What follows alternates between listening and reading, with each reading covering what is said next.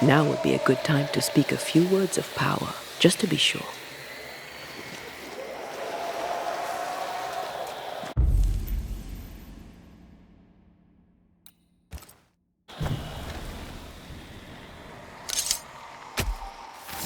Reveal yourself!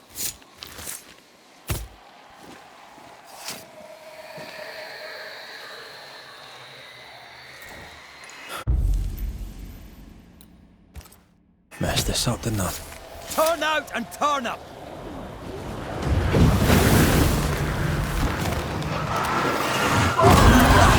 They brought more friends.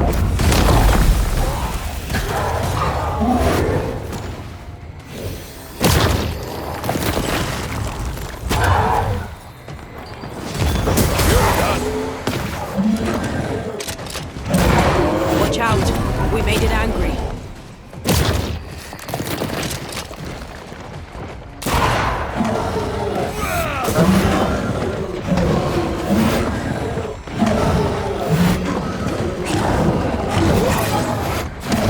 Help me, I'm hot.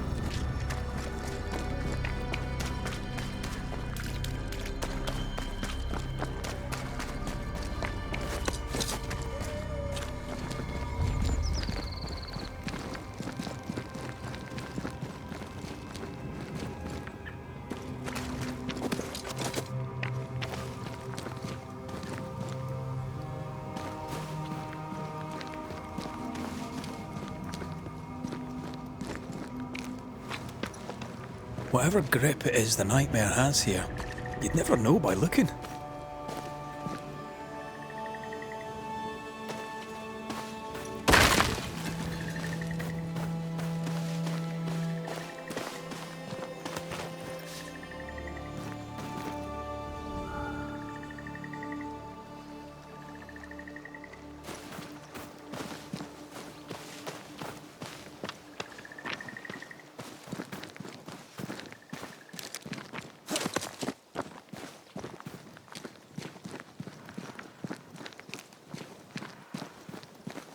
Who's that?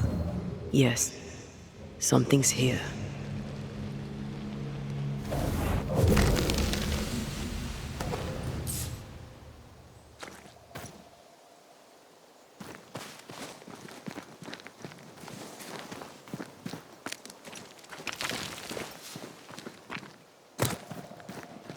The bridge is up.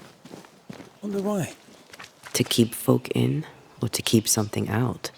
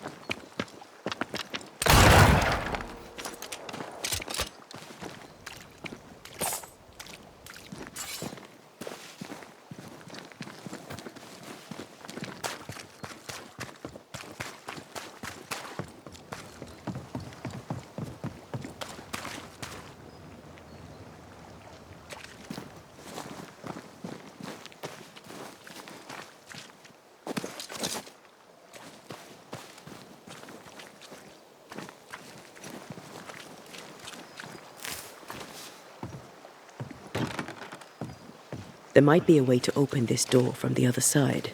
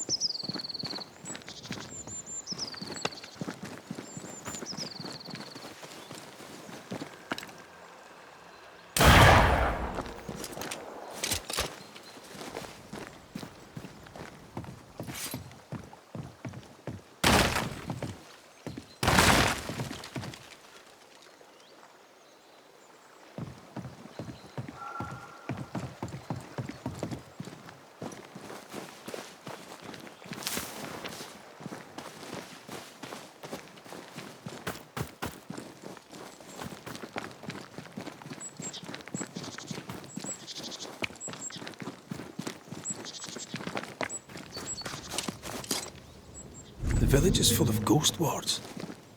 They're afraid of something. Leave them up. Cause no trouble.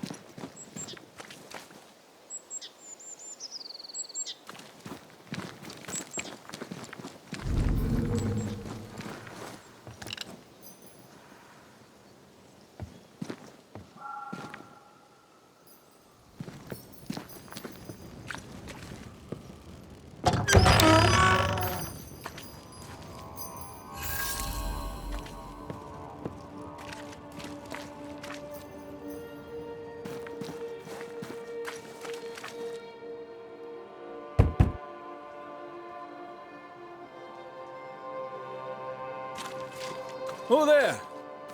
Anyone home? Where did they go?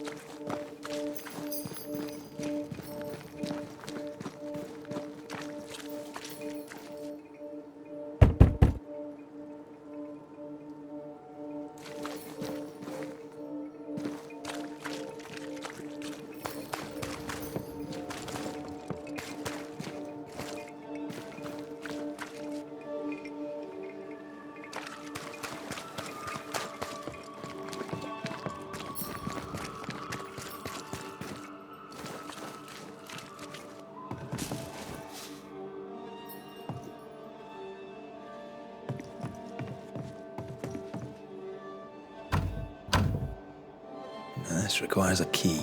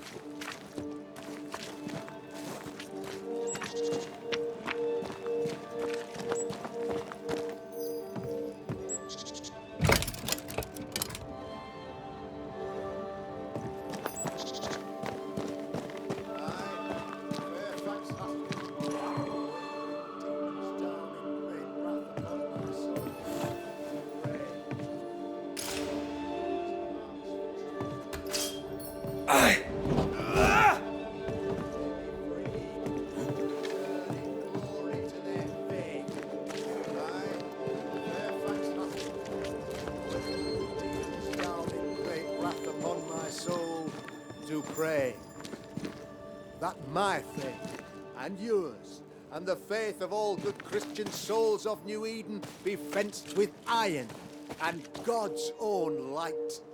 I, Fairfax Haskell, though it bring demons down in great wrath upon my soul, do pray that our trust in him be as Goliath's armor. 600 weight of... Friends, find fortitude in our success. Exiled from our homes by the devil's machinations, we congregate before the Lord in this new meeting house. We gather, we worship, we overcome.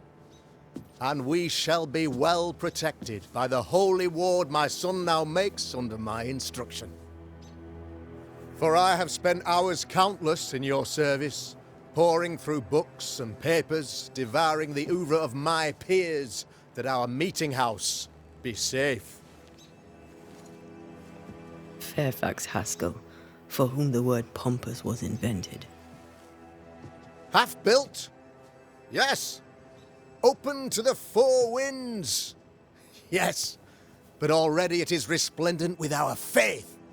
A shining reminder of our renewed belief in better days. McCraith, Mr. McCraith. I thought you. What happy portent, what most excellent news. What blessings. I applaud your valorous deeds. O fate, I say, dead sir, I thought you dead.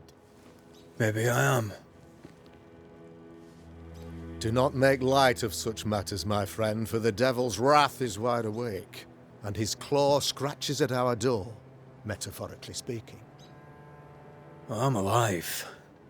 I promise. My friends, I shall deliver this sermon another time.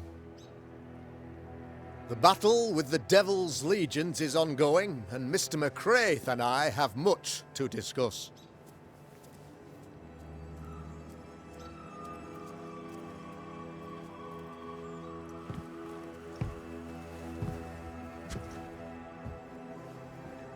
Thank you, Lammy.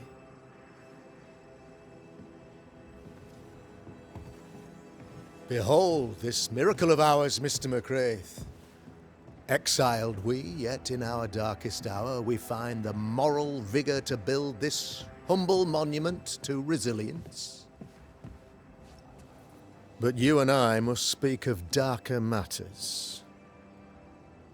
For we, erudite men of higher learning, know that evil yet walks. There is much work to be done. Indeed there is.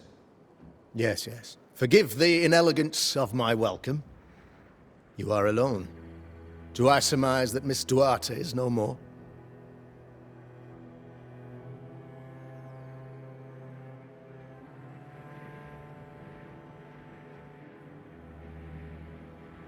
It should have been me. The Lord is near unto them that are of a contrite heart, and will save such as be afflicted in spirit. I'm so sorry for your loss. Grief is a journey, long and painful, but you do not walk the road alone, I promise you. And there comes a time when you must let go and walk on alone. In time, God healed my wounds. May you too find peace. Now, I regret that even at this most burdensome time for you, I must move with haste to business and beg once more for your help.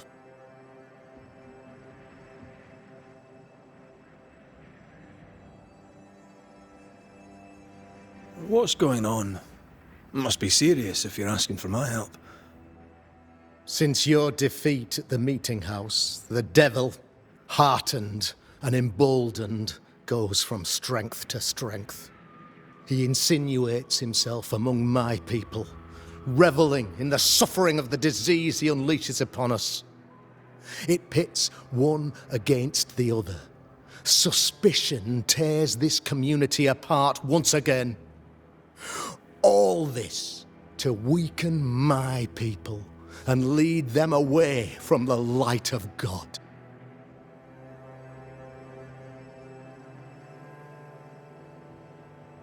In times of disease, you need doctors, and I'm no doctor. We'll not treat the symptoms, we'll tear out the root. An agent of the devil walks among us. A witch! You must find her. Or him, as it may be. You and I share great expertise. But I'm a man of position, while you, sir, are much more familiar with field work. Go, meet my people. Walk amongst them. Learn which of them secretly serves the demon, that we may expunge this evil malady from our body politic.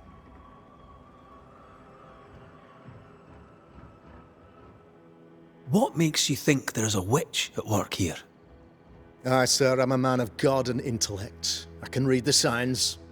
When a so-called mystery disease afflicts half of my people overnight, there can be only one culprit. 'Tis the devil's doing, sir. Probably through one of his servants. For you see, I understood immediately that the water in the well had been tainted. There are no strangers here. You could self-accept it. No one has fled. The guilty woman, or man, I suppose, remains within the village. As evil walks, the evil are emboldened, but this witch shall see her downfall. Or his, of course. As did the last one. As will the next. Some years ago, you may have heard tell of this, I made my name on the execution of a terrible witch. It pains me that I must do it once more.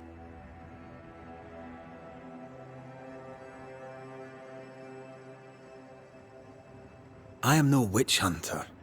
My business is with the lingering dead. For a fee, yes, I know. But you can't deny evil practitioners exist. A few years ago, I had to cleanse this community from such a threat.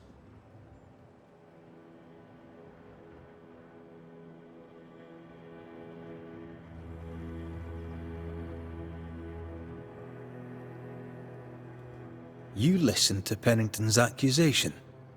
You've heard some of the story, I gather. Saul was first to speak, but he was not the only one to bear witness. When Deborah showed her true nature, I was proud to pass judgment upon her. She earned her punishment. Her mask was a good one, as if butter would not melt upon her tongue. But you cannot fool a man of faith and intellect. No, sir, you cannot.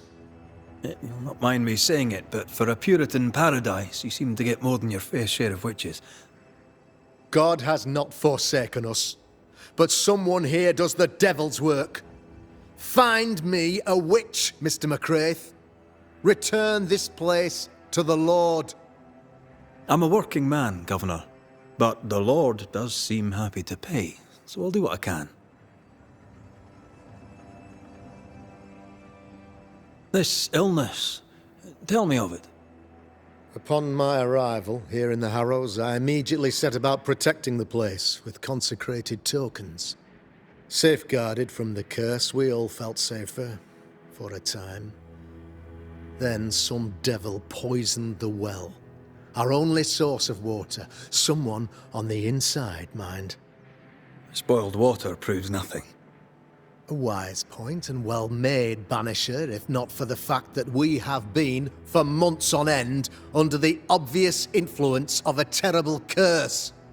One way or another, the devil has found an agent among us, and who knows what nefarious ill-doing old Black Spy plans next.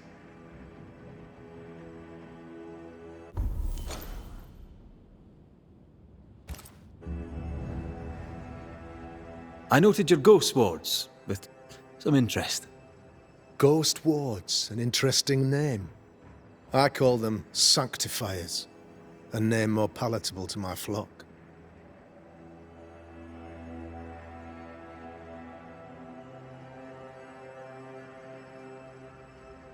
Why did you not use them in New Eden when the curse began? It was more complicated to convince the whole congregation of the necessity to use magic. Here, people have more trust in my unmovable probity.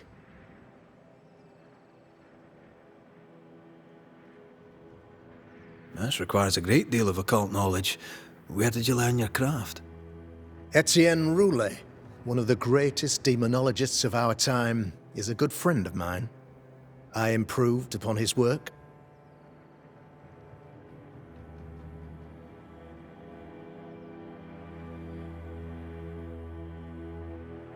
A man in your position must know what goes on in his own community.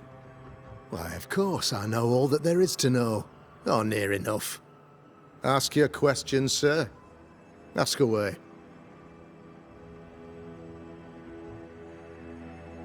How goes the colony? Sir, the body politic bears a heavy weight. Not content with weakening their flesh, the devil's evil attacks the people's hearts and minds. Until you expose the culprit, the harmony of this divinely beautiful commonwealth shall remain marred by suspicion and mistrust. Long story shortened, people are not getting along. How did you, a man of position and faith, become a demonologist? Ah, yes. If you'll indulge me for a moment, I shall explain, in the briefest manner possible. Though blessed with intellect and no little faith, I also had privilege. I had the means for an education, time and place with which to study. For a time, my father was a pupil of Henry Boggart, the great demonologist. He had the books, I had the aptitude. When he passed, I donned his mantle. My father taught me about duty. I have gifts, faith, intellect, position. I must protect them. I must use them to protect my people. This is my duty. This is my burden.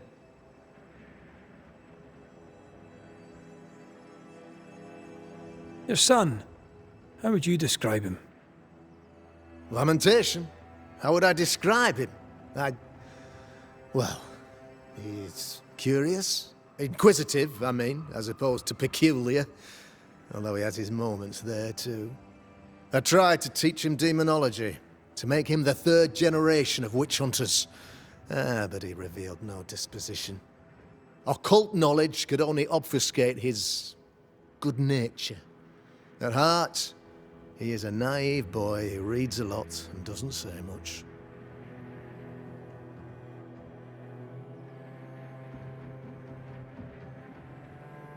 I'll take my leave of you, Governor. Of course.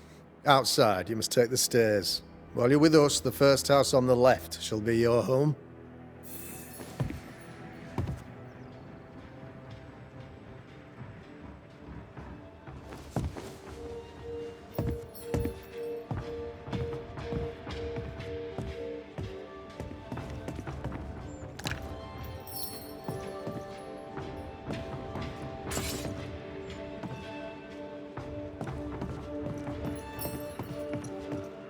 Another witch hunt.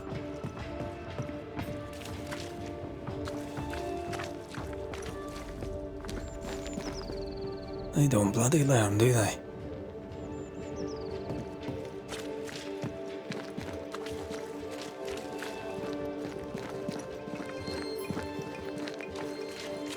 If you need help, I'm not busy.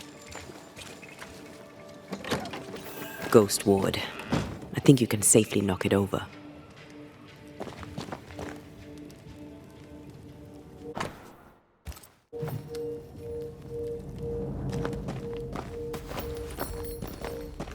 I'm at your side again.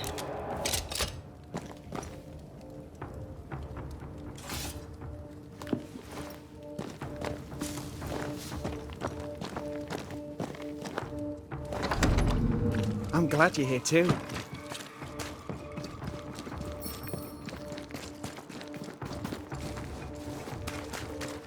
The governor's speech was so inspiring. Give us this day our daily bread. Our bread, not our ale, our bread!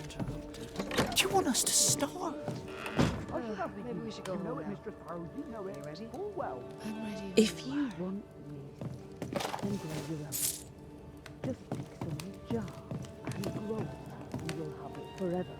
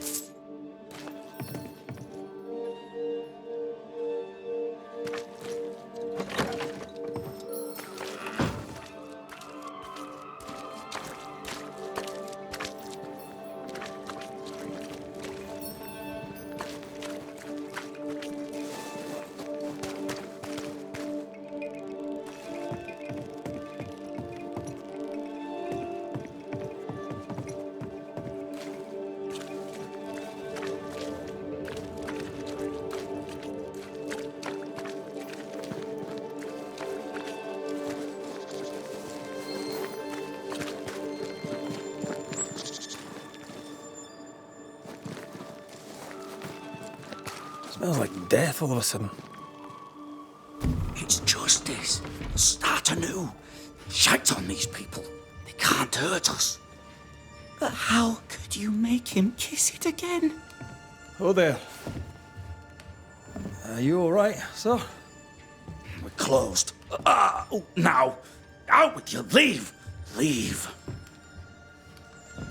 I can tell from your sunny demeanour that you won't mind me asking you a couple of questions. I'm Red McCraith. I'm a banisher. I'm searching the area for evidence of witchcraft. And you, I can tell, are itching to help me. Show your shiting shapes, goose peddler. No witches here. Only myself, Caleb Watson. The governor bade me make the rounds. Is anyone acting strange? Why would he ask you that? Everyone keeps secrets, and I have a talent for uncovering them. I ain't got no secrets. I ain't done no wrong. Search me house if you don't believe me. See for yourself. And when you're done, if you're any kind of man, you'll come back here, doff your cap, apologise, then shite off and never come back. If you're looking for someone acting strangely, I think you've found your man.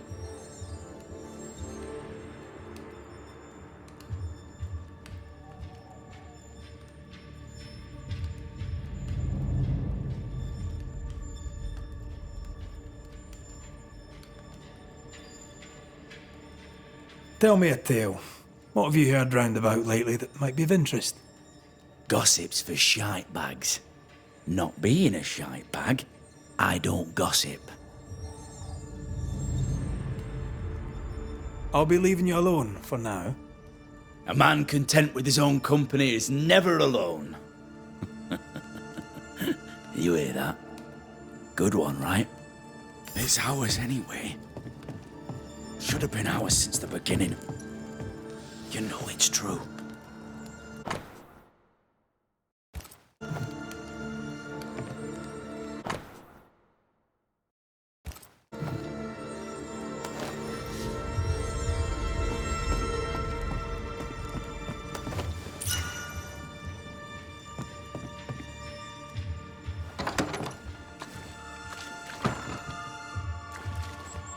What's this? It's not metal, not wood. Bone. It's bone. Lovely.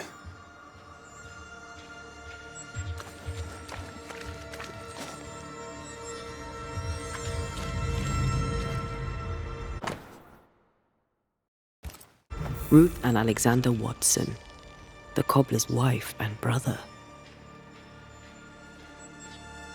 Caleb Watson is out of his mind with grief.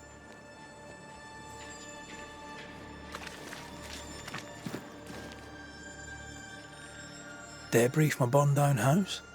Why keep it here? This is wrong. It's wrong, I tell you.